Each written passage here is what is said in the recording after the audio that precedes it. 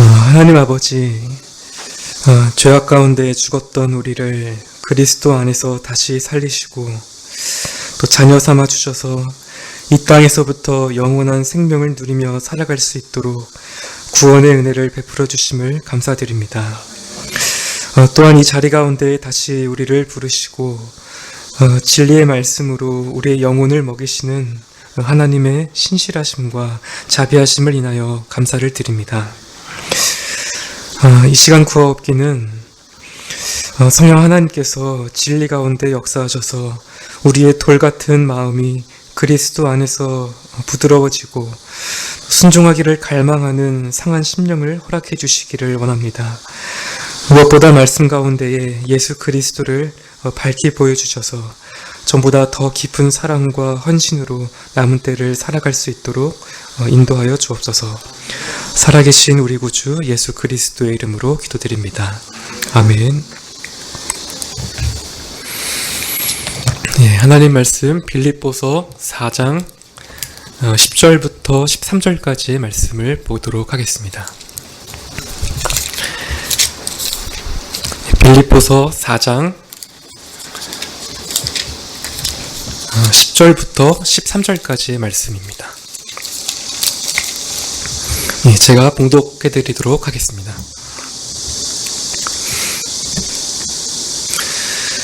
내가 주 안에서 크게 기뻐함은 너희가 나를 생각하던 것이 이제 다시 싹이 남이니 너희가 또한 이를 위하여 생각은 하였으나 기회가 없었느니라. 내가 궁핍함으로 말하는 것이 아니라 어떠한 형편에든지 내가 자족하기를 배웠노니 내가 비천에 처할 줄도 알고 풍부에 처할 줄도 알아 모든 일에 배부르며 배고픔과 풍부와 궁핍에도 일체의 비결을 배웠노라. 내게 능력 주시는 자 안에서 내가 모든 것을 할 수 있느니라. 아멘.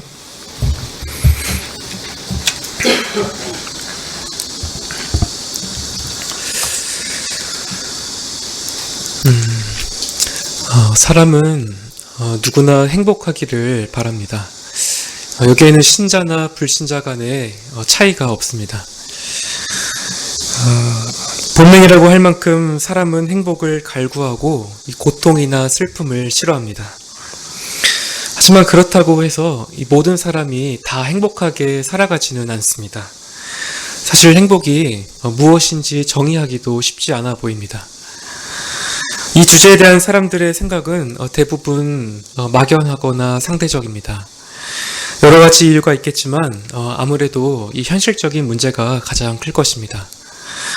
현실과의 괴리가 크면 클수록 나의 행복도 점점 줄어듭니다. 그래서 사람들은 바랄 수 없는 것을 바라기보다는 이 무언가 실현 가능한 확실한 것을 원합니다. 이 소소하지만 확실한 행복을 의미하는 이 소확행이라는 신조어도 이런 현실을 잘 반영한다라고 할 수 있겠습니다. 여러분은 어떠십니까? 여러분은 여러분의 삶에 행복을 줄 수 있는 확실한 무언가를 가지고 계십니까? 이 자리에는 믿는 분들만 계셔서 사실 이미 정답은 나와 있지만 이 참된 행복은 오직 하나님만이 주십니다. 하나님은 우리처럼 자신을 행복하게 해줄 무언가가 필요하지 않으신 분입니다. 이 창조 이전부터 삼위 하나님은 지극히 완전하고 충만한 기쁨 가운데 계셨습니다. 그런 하나님께서는 그분 안에서 우리도 행복하기를 바라십니다. 그래서 우리에게 필요한 모든 것을 예수 그리스도 안에서 다 주셨습니다. 우리는 세상의 것들을 별로 갖지 못해도 언제나 행복할 수 있습니다. 오늘 전하려고 하는 말씀도 바로 이것입니다. 오직 예수 그리스도만을 나의 만족으로 삼을 때에 우리는 어떤 상황에서도 자족하는 행복한 삶을 살아갈 수 있다라는 사실입니다. 그런데 이런 사실을 단지 알고 있다고 해서 저절로 행복한 삶이 시작되지 않습니다. 이 진리를 소유한 것 자체가 그 사람을 더 나은 사람으로 만들어주지 않습니다. 주님의 말씀처럼 언제나 하나님의 말씀을 듣고 행하는 자가 복이 있습니다. 사실 이 지점이 항상 우리가 어려워하고 힘들어하는 이 고질적인 문제입니다. 우리 삶에는 무엇을 잘 몰라서 겪는 일보다는 실제로 행하지 않아서 생기는 어려움들이 더 많습니다. 우리의 삶에서 진정한 이 만족을 누리며 사는 일, 곧 자족하는 일도 마찬가지입니다. 정답은 알지만 이 내면에서부터 진정한 행복을 누리며 살아가는 사람들은 극소수에 불과합니다. 많은 신자들이 하나님을 믿으면서도 여전히 세상의 것들로 행복할 수 있다는 그런 잘못된 생각에 사로잡혀 살아갑니다. 그래서 항상 세상의 변화에 민감하게 반응하면서 불안해하고 또 근심하고 염려합니다. 겉으로 보면 불신자의 모습과 크게 다를 것이 없습니다. 세상이 그토록 갈구하는 이 행복의 비결을 이미 손에 쥐고 있으면서도 그것을 사용하지 않는 것만큼 안타깝고 불행한 일은 없을 것입니다. 물론 자족을 실천하는 일은 결코 쉽지가 않습니다. 건강하고 번창할 때야 자족하기가 쉽지만 질병이나 가난, 고통, 또 상실을 당하는 가운데에 자족하기는 매우 어렵습니다. 하지만 우리가 이 어떠한 상황과 문제에서도 흔들리지 않고 정말 그 진정한 만족을 어느 때나 누릴 수 있다면 이것이 정말 얼마나 행복할지, 또 우리의 삶이 얼마나 달라질지 우리가 생각만 해도 기분이 좋아집니다. 오늘 본문에서 바울은 이렇게 자족하는 일이 분명히 가능하다라고 말합니다. 어떠한 형편이든지 내가 자족하기를 배웠노니. 이 말은 우리와 같은 이 평범한 사람들에게 큰 위로가 됩니다. 위대한 사도였던 바울조차도 처음부터 자족할 수 있었던 것은 아니었습니다. 우리와 똑같이 어떤 문제를 만났을 때에 좌절하거나 낙심하기도 했습니다. 하지만 결국 어떤 상황에서도 이 자족하는 비결을 터득했고 그것이 가능하다고 말합니다. 그렇다면 이것은 우리가 다른 것들을 다 제쳐두고서라도 귀담아 들을 가치가 있는 내용이 분명합니다. 오늘 본문은 빌립보서의 이 마지막 장에 기록되어 있습니다. 바울은 앞에서 여러 가지 이 실질적인 교리들을 가르친 후에 이제 막 편지를 끝맺으려 합니다. 그런데 그 전에 이 빌립보 교인들에게 이 감사를 표하고 싶었습니다. 이 빌립보 교인들이 에바브로디도 편으로 개인적인 선물을 보내왔기 때문입니다. 사실 바울과 이 빌립보 교회와의 관계는 매우 깊은 사이였습니다. 이 빌립보가 있는 이 마케도니아를 바울이 방문을 했을 때 거기에는 그리스도인이 단 한 명도 없었습니다. 바울이 그곳에 간 첫 선교사였습니다. 이처럼 빌립보 교회는 이 바울에게 복음이라는 큰 빚을 졌고 바울을 매우 아꼈습니다. 바울이 빌립보를 떠난 후에도 그를 향한 이 빌립보 교회의 관심은 계속되었습니다. 이 16절 말씀처럼 이 데살로니가로 떠난 후에도 한두 차례 쓸 것을 보내었습니다. 이곳에 잠시 머물렀던 바울은 이 폭동 때문에 이 베레아로 갔다가 아덴으로 옮겼고 또 실라와 이 디모데와 합류하기 위해서 다시 고린도로 떠났습니다. 바울이 이렇게 행적을 이렇게 옮기는 동안에 이 빌립보 교인들이 아마도 바울의 행적을 놓쳤을 것입니다. 그런 동안 이 바울이 유대로 돌아와서 이 3차 전도 여행을 떠났습니다. 그 사이에 아마도 한 번 정도 연락이 되었었던 것 같지만은 바울은 전도를 위해서 다시 떠났고 이 후일 가이사랴에 붙잡혀서 로마에서 2년 동안 감옥살이를 해야 했습니다. 하지만 빌립보 교회는 바울이 전에 보여주었던 그 사랑과 헌신을 여전히 잊지 못했습니다. 그리고 바울이 로마에 갇혔다는 소식을 들었을 때에 될 수 있는 대로 빨리 이 에바브로디도 편을 통해서 선물을 보냈을 것입니다. 감옥에서 이런 선물을 받은 바울의 심정은 대단히 기뻤습니다. 내가 주 안에서 크게 기뻐한다 라고 말합니다. 이렇게 교회 안에서 서로가 사심없이 정말 순수한 마음으로 이 서로를 돕고 헌신하는 이런 모습이 우리에게 진한 인상을 남깁니다. 바울은 이들이 보여준 사랑과 위로에 감사의 표시를 하고 싶었습니다. 그래서 4장 10절부터 20절까지 무려 11절에 걸쳐서 그 절절한 마음을 표현합니다. 10절을 보시면 너희가 나를 생각하던 것이 이제 다시 싹이 났다라고 표현합니다. 이 겨울에 앙상한 나무가 겉으로는 죽어 있는 것처럼 보이지만 이 봄이 오면 다시 새 움이 돋아나는 것처럼 이 바울을 향한 이 빌립보 교인들의 이 관심도 계속 지속되어 있었지만은 그것이 이 기회가 왔을 때에 그들이 이것을 행동으로 보여주었습니다. 너희가 또한 이를 위하여 생각은 하였으나 기회가 없었느니라 라는 이 말이 바로 이런 의미입니다. 자신을 생각해온 빌립보 성도들의 마음을 잘 알고 있다라고 하면서 바울이 그들을 세심하게 위로합니다. 그런데 동시에 바울에게 한 가지 고민이 떠올랐습니다. 이 고민의 그 역력한 흔적이 10절과 11절 사이에 나타납니다. 단순히 감사한 데서 끝나지 않고 내가 궁핍함으로 말하는 것이 아니라 하면서 말을 이어갑니다. 왜 굳이 이런 말을 해야 했는지, 바울의 고민이 무엇이었는지 맥락을 통해서 우리가 짐작해 볼 수 있습니다. 그는 진심으로 이 빌립보 교회에게 감사를 표하고 싶었습니다. 하지만 그러면서도 자신이 그들의 선물을 초조하게 기다렸다거나 그런 것에 연연해하지 않는다라는 것을 또한 보여주어야 했습니다. 왜냐하면 그가 사도로서 또 이 그리스도인으로서 하나님만을 의지하며 살아온 그 삶을 손상시키고 싶지 않았기 때문입니다. 다시 말해 하나님 한 분만으로 만족하지 못하는 인상을 주게 될까봐 염려했습니다. 이것은 단순히 어떤 사도의 명예나 자존감의 문제가 아닙니다. 그는 정말로 주 안에서 항상 기뻐하는 삶을 살아왔습니다. 이 빌립보서 전체에서도 시종일관 강조되는 것이 바로 이것입니다. 설령 빌립보 교인들이 선물을 보내지 않았더라도 이 바울은 결코 섭섭해하거나 그들을 원망하지 않았을 것입니다. 바울에게 있어 참으로 기뻐하고 즐거워해야 할 이유는 오직 그리스도 안에만 있었습니다. 그래서 이 바울은 강한 이 확신에 찬 어조로 11절, 12절 말씀을 담대하게 선언합니다.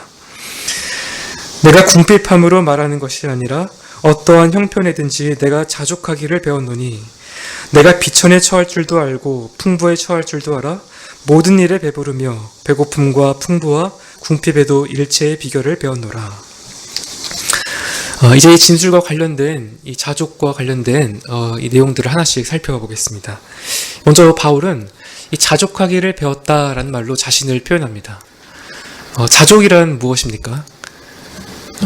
이 자족은 쉽게 말해서 어떠한 이 상황이나 환경에 상관없이 스스로 넉넉함을 느끼고 만족한다라는 의미입니다.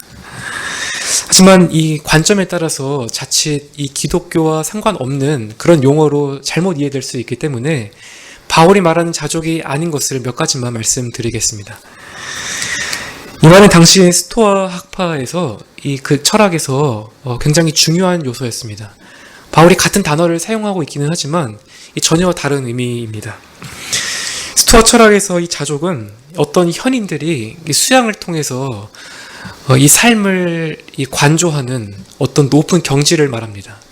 이 불교와 같은 타종교에도 이와 비슷한 개념이 있는데 이는 결국 이 사람의 의지로 외부적인 환경을 이제 이겨가면서 자신의 내면 안에 어떤 제 내면 세계를 구축을 하는 것입니다. 그리고 그 안에서 만족하고자 하는 그런 정신입니다. 하지만 바울이 말하는 자족은 이 자신의 힘과 의지로 얻어내는 독립적인 것이 아니라 의존적인 것입니다. 그의 삶은 철저히 그리스도를 의지하고 그분을 중심으로 살았기 때문에 자신의 모든 것을 그리스도로부터 받았습니다.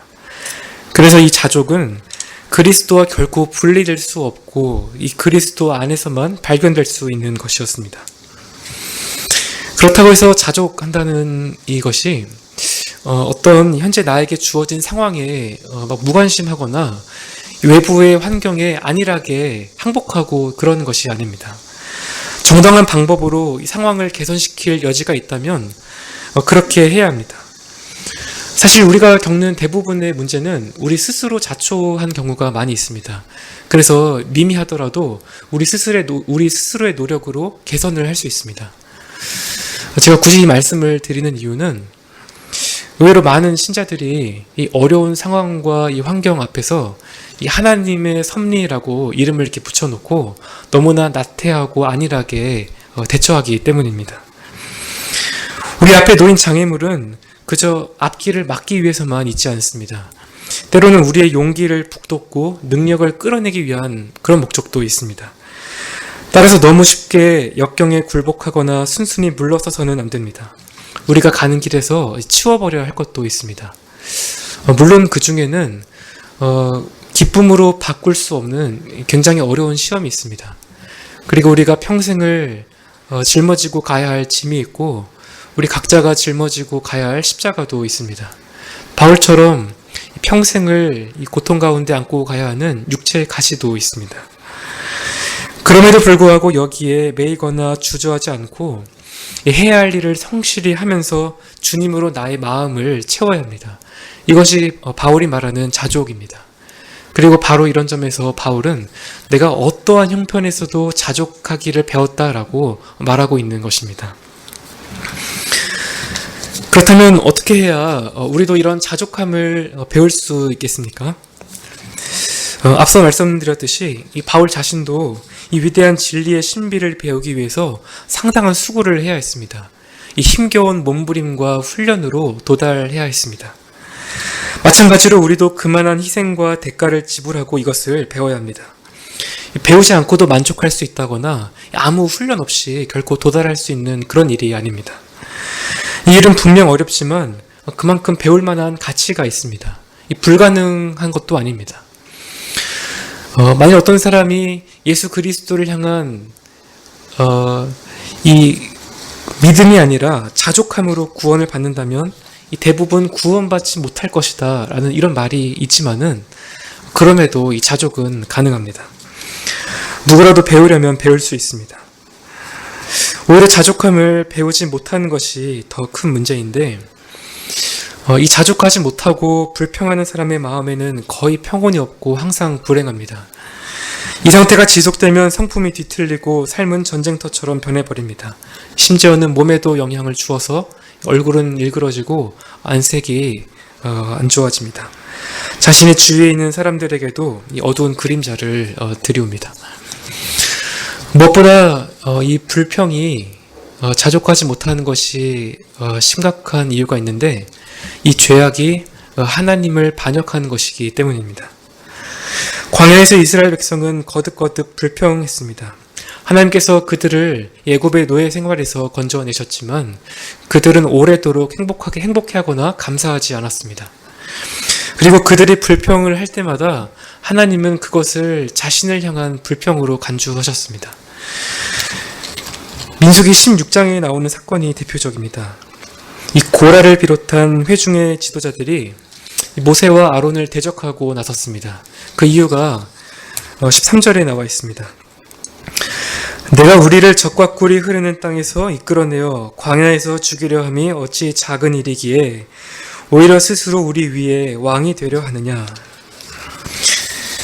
이들의 불평하는 마음이 굉장히 심해져서 진실까지 왜곡시켜 버렸습니다. 애굽의 적과 꿀이 흐르는 땅이 결코 아닙니다. 그곳은 강제 노역과 자녀 학살로 인해서 피비린내가 진동하는 그런 땅이었습니다.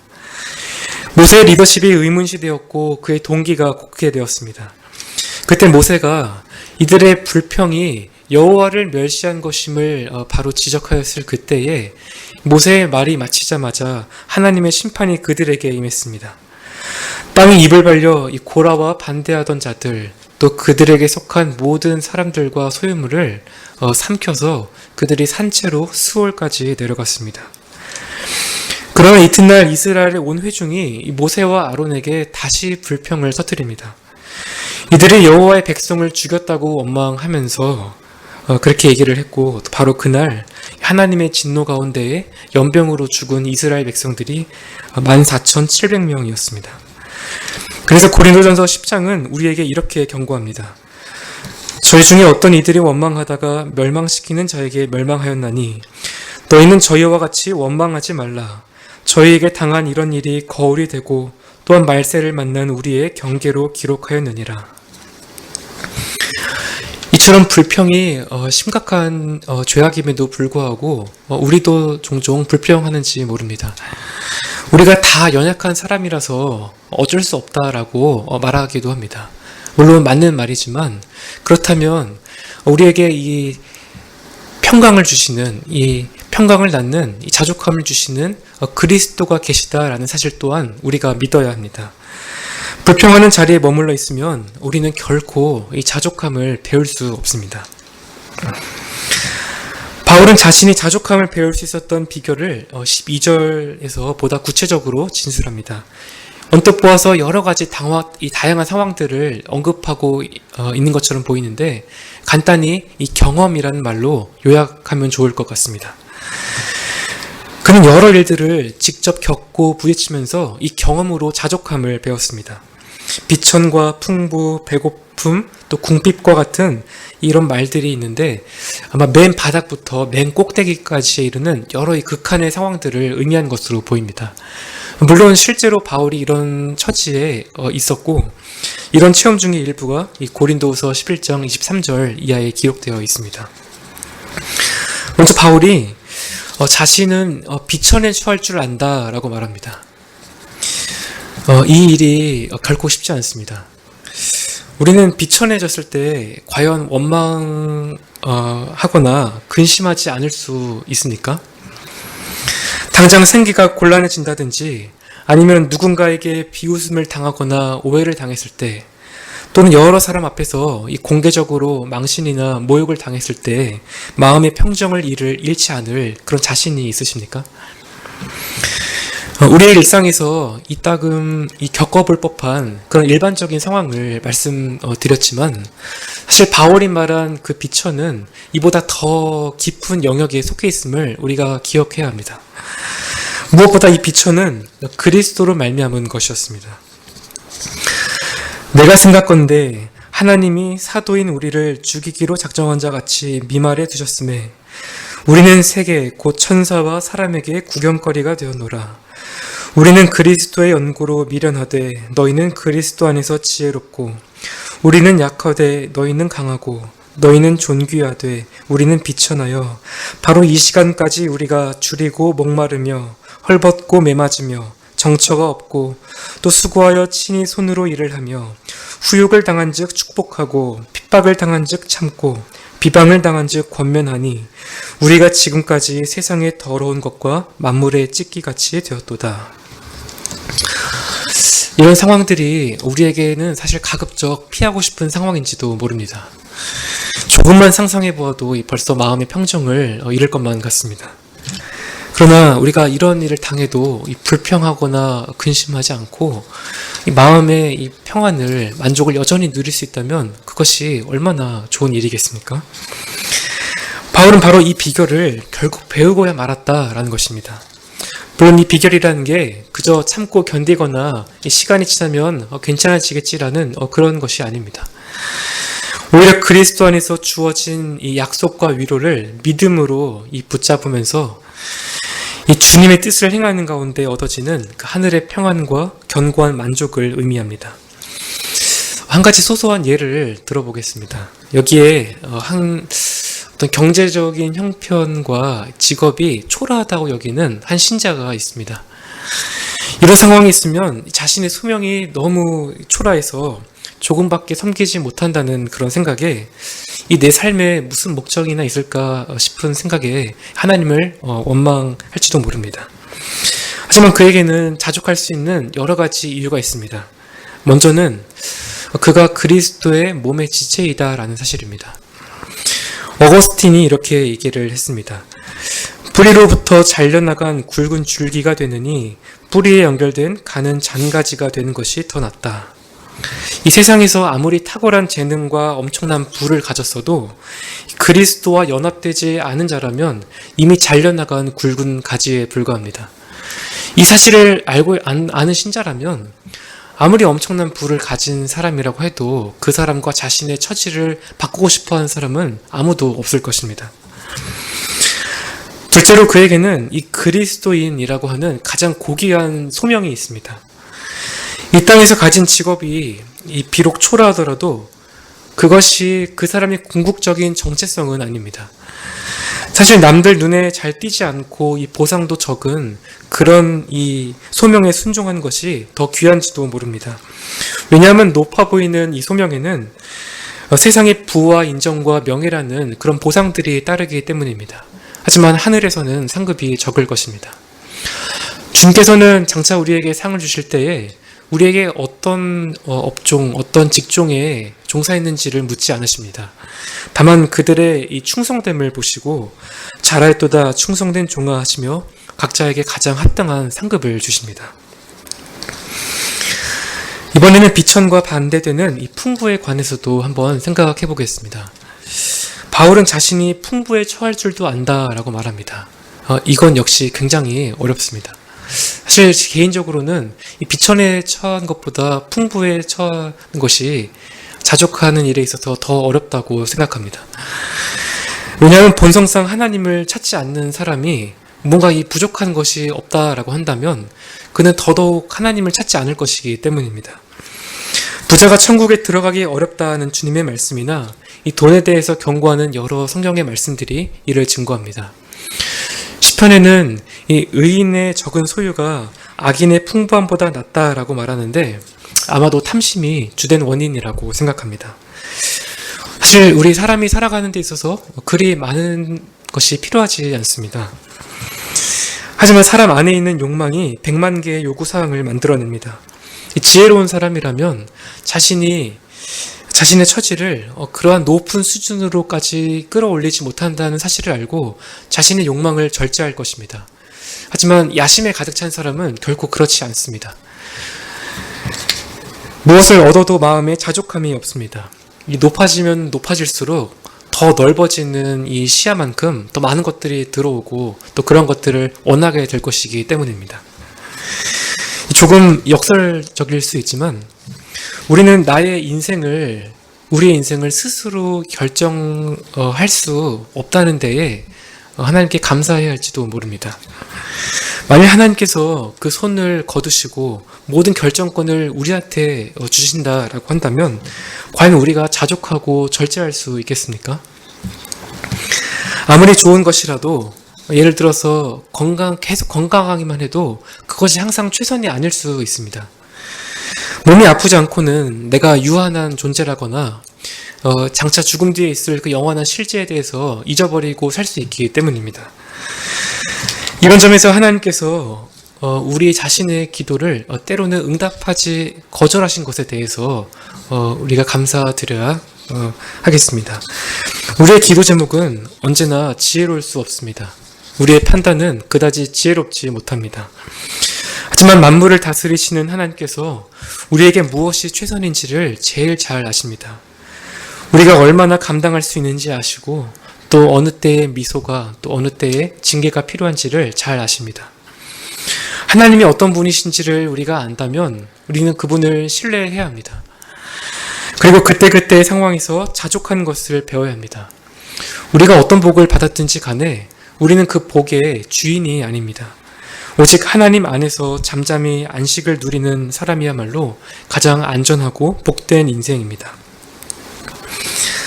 이제 바울은 이 비천과 풍부를 언급하는 데서 더 나아가서 이 모든 일에 자유롭다라고 말합니다.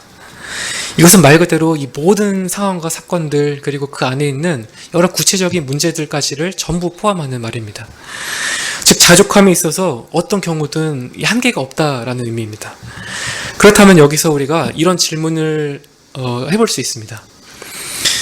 바울의 경험을 통해서 이 자족함을 배웠다고 했는데 그렇다고 해도 말 그대로 그가 모든 것을 경험한 것은 아닌데 어떻게 모든 일에 자족할 수 있다라고 그렇게 과감하게 선언을 할 수 있는가? 또한 바울이 겪었던 그런 종류의 경험을 하지 못했거나 그런 경험이 부족한 사람은 자족함에 이룰 수 없는가 하는 것입니다. 사실 대부분의 사람이 우리 바울과 같은 인생을 살지 않습니다. 각자의 삶에서 경험하는 바가 저마다 다릅니다. 그래서 자족함을 배울 수 있는 기준이 그저 어떤 특별한 경험을 많이 하는 것이라고 한다면 대부분의 사람은 평생 동안 자족함에 이르지 못할 것입니다. 하지만 바울의 의도는 이런 것이 아닙니다. 그가 겪었던 이 여러 경험들을 언급한 이유는 그러한 일들을 통해서 체득한 이 중요한 원리가 있다라는 것을 알리기 위함입니다. 그에게 경험은 이러한 원리를 깨닫도록 해준 매우 유용한 수단이었습니다. 우리가 알다시피 단지 어떤 경험을 많이 한다고 해서 항상 유익한 교훈을 얻는 것은 아닙니다. 오히려 그러한 경험들을 우리가 어떠한 태도와 자세로 받아들이는가 하는 것이 훨씬 중요합니다. 바울의 경우에는 여러 일들을 겪게 하신 그 하나님의 섭리적인 뜻을 몸부림치면서 찾으면서 주님과 인격적인 친밀한 교제를 경험하고 이런 과정에서 깨달은 주님을 향한 이 더 깊은 사랑과 지식을 통해 이 모든 일에 자족하는 법을 배웠습니다. 그리고 이것에 대한 이 궁극적이고 최종적인 진술이 바로 이 유명한 13절 말씀입니다. 내게 능력 주시는 자 안에서 내가 모든 것을 할 수 있느니라. 조금 의역을 하면 이 모든 일을 행하실 수 있는 그리스도의 능력 안에서 나 역시 모든 일을 행할 수 있다 정도가 되겠습니다. 여기서 강조되어야 할 부분은 이 뒷부분이 아니라 앞에 있습니다. 내가 모든 것을 할 수 있다는 것보다 이 내게 능력 주시는 자 안에서, 이 그리스도 안에서라는 말이 훨씬 중요합니다. 내가 주체가 아니라 이 그리스도께서 주체가 되셔야 합니다. 흔히 이 구절을 믿기만 하면 내가 원하는 모든 것을 할 수 있다라고 하는 보증 수표처럼 생각을 하는 경향이 있습니다. 하지만 이런 자의적인 해석을 피하기 위해서는 이 13절 말씀이 11절, 12절과 함께 문맥상으로 이해되어야 합니다.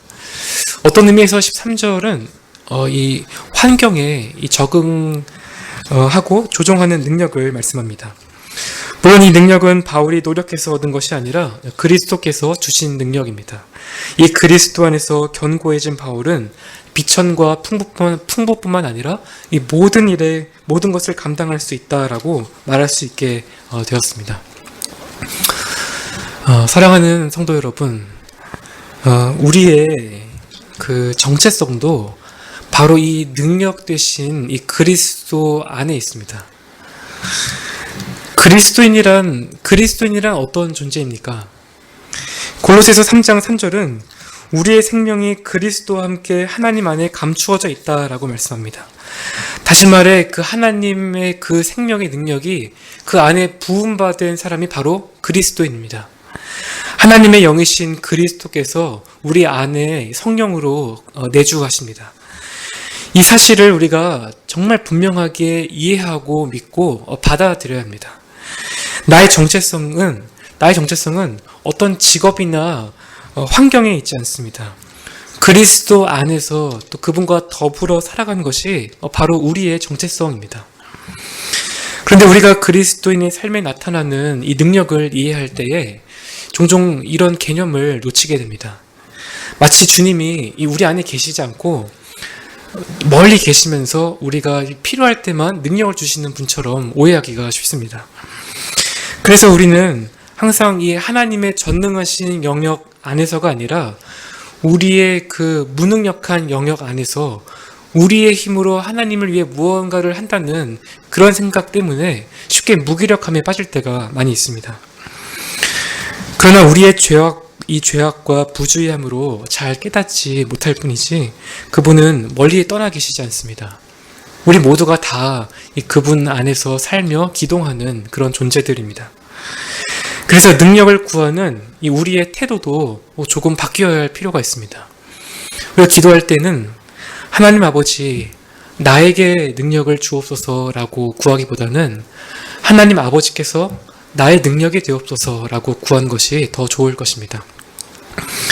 이런 차이가 미묘하게 보일지라도 우리를 강건케 하시는 이 그리스도의 내주하심을 깊이 경험하면 경험할수록 그러한 차이가 더욱 명확하게 분별하게 됩니다.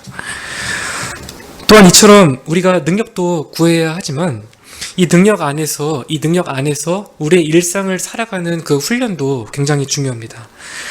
어렵고 힘들 때만 우리가 능력을 찾고 구하지 말고 평소에 그분을 따르고 기도하며 교제하는 그런 일들을 우리가 잘 해야 합니다. 쉽게 말해서 이 그리스도인의 삶을 살아야 합니다. 그리스도와 동행하는 법을 배워야 합니다. 오늘 본문에서 결국 바울이 말하려고 했던 이 자족할 수 있는 일체의 비결은 무엇입니까? 바로 그리스도와의 온전한 연합을 굳게 하는 일입니다. 다시 말씀드리지만 그리스도인은 주님과 긴밀하게 연결된 그 생명의 능력이 우리 안에서 역사하는 자들입니다. 그래서 우리도 바울을 따라서 내게 능력 주시는 자 안에서 내가 모든 것을 할 수 있다라고 담대하게 선언할 수 있습니다. 이것은 결코 공허한 외침이나 어떤 종교적인 신념을 담은 그런 구호가 아닙니다. 실제로 그렇게 할 수 있는 가능성을 이미 부여받은 자들이 바로 여기에 계신 여러분들입니다. 이 사실을 믿으십니까? 그렇다면 이제 더 이상 나를 짓누르고 있는 문제나 여러 어떤 죄의 습관들, 그런 것들에 대해서 극복할 수 없다라고 말하기를 그치시기 바랍니다. 그리스도인이 극복할 수 없는 어떤 연약함이나 어떤 악한 성향은 아무것도 없습니다. 우리가 그런 것들과 더불어서 적극적으로 싸워야 하지만 나 혼자 하는 일이 아닙니다. 나에게 능력 주시는 자 안에서 그것을 극복할 수 있습니다. 혹시 주위에 나를 죄짓게 만들거나 하는 그런 사람이 가까이 있거나 그런 환경에 처해 계십니까? 그때 이것을 감당할 힘이 나에게 없다라고 그렇게 쉽게 굴복하지 마시기 바랍니다. 내가 이 유혹을 버티고 감당할 만큼, 물론 우리가 각자가 가진 연약함이 있습니다. 하지만 우리는 결코 혼자 있지 않습니다. 그 모든 유혹을 이기기에 충분히 강하신 그리스도께서 우리와 함께 계십니다. 그러니 어떤 형편과 처지에 있더라도 항상 주님의 말씀을 따라 살 수 있다라고 굳게 믿으시기 바랍니다. 사실 우리에게는 어떤 종류의 문제를 부딪힐지를 정할 수 있는 그런 권한이 없습니다. 만일 그런 권한이 있다고 해도 우리 스스로는 가장 좋은 것을 선택할 수 있는 지혜도 없습니다. 지금 처해 있는 우리가 각자의 그 상황이 있는데 그것보다 더 나은 형편이 있다라고 한다면 하나님께서 반드시 그 길로 인도를 하셨을 것입니다. 왜냐하면 하나님은 우리를 가장 최선의 길로 인도하시는 그런 분이시기 때문입니다.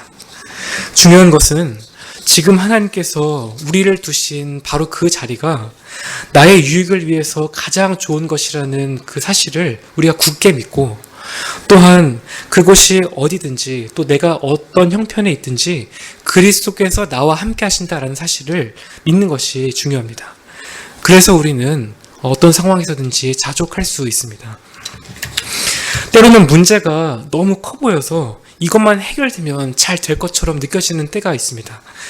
그리스도인도 우리 세상 안에서 살아가는 자들이기 때문에 그런 문제들이 이 삶의 본질처럼 여겨지기도 합니다. 하지만 우리가 속지 말아야 합니다. 그리스도 안에서 자족하는 삶은 문제가 해결되지 않아도 여전히 행복할 수 있습니다. 온갖 시련이 계속해서 연이어서 닥쳐도 우리는 여전히 행복할 수 있습니다. 처음에는 비틀거릴 수 있습니다. 하지만 각자에게 주신 그 삶의 여정을 우리가 주님을 의지하면서 계속해서 걸어가야 합니다.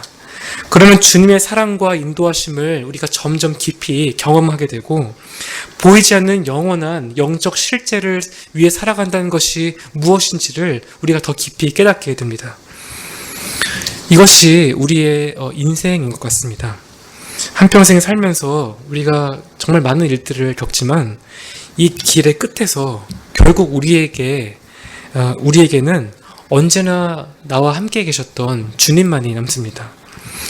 당시에는 대단한 문제처럼 보이지만 이 세상의 형적은 결국 다 지나갑니다. 그리고 하나님만을 영원히 예배하는 일만이 남습니다. 이 일을 우리가 이 땅에서부터 연습해 가는 것이 바로 자족의 본질입니다. 성 안의 성전을 내가 보지 못하였으니 이는 주 하나님 곧 전능하신 이와 및 어린 양이 그 성전이심이라. 그 성은 해나 달의 비추임이 쓸데없으니 이는 하나님의 영광이 비치고 어린 양이 그 등이 되심이라. 아멘. 주님만이 우리의 유일하고 영원한 행복의 근원이 되십니다. 이 복된 삶을 살아가도록 날마다 우리가 주님과의 연합을 굳게 하면서 이 기쁨과 감사함으로 자족을 연습하는 여러분들이 되시기를 바랍니다. 기도하겠습니다.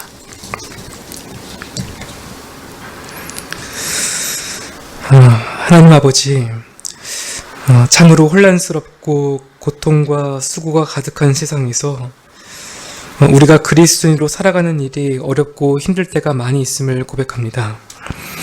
하나님께서는 그리스도 안에서 우리에게 필요한 모든 것들을 다 주셨지만 우리는 그것을 전혀 받지 않은 자들처럼 살아갈 때도 있습니다. 그러나 그리스도께서는 여전히 우리 안에 살아계시고 결코 우리를 떠나지 않겠다고 약속하셨습니다. 이 진리의 신비를 우리가 날마다 경험하며 살아가기를 원합니다. 나의 형편이 달라지기를 기도하기보다는 그 안에서 그리스도의 능력으로 살아가고 동행하는 법을 배우게 하시고 이 일을 위해 시간을 구별하여서 이 그리스도와 교제하기를 힘쓰는 삶을 살아가게 하옵소서. 어떠한 문제와 상황에도 결코 매이지 않고 이 그리스도 안에서 우리가 아무것도 잃어버리지 않는다는 사실을 확신하면서 복된 그리스도인의 삶을 살아갈 수 있도록 인도하여 주옵소서. 살아계신 우리 구주 예수 그리스도의 이름으로 기도드립니다. 아멘. 하늘에 계신 우리 아버지, 이름이 거룩히 여김을 받으시오며 나라의 임하옵시며 뜻이 하늘에서 이룬 것 같이 땅에서도 이루어지이다. 오늘날 우리에게 일용할 양식을 주옵시고 우리가 우리에게 죄 지은 자를 사하여 준 것 같이 우리의 죄를 사하여 주옵시고 우리를 시험에 들게 하지 마옵시고 다만 악에서 구하옵소서. 대개 나라와 권세와 영광이 아버지께 영원히 있사옵나이다. 아멘.